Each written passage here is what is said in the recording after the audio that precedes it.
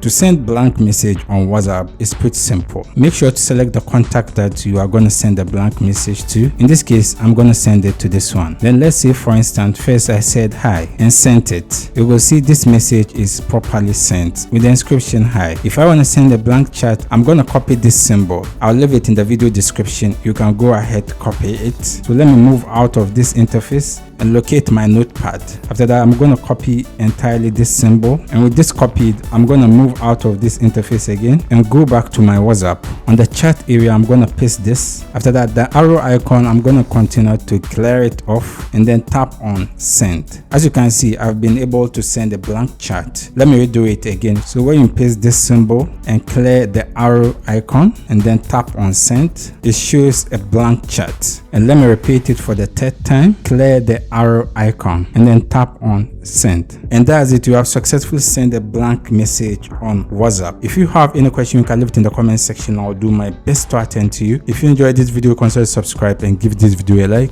See you in the next video.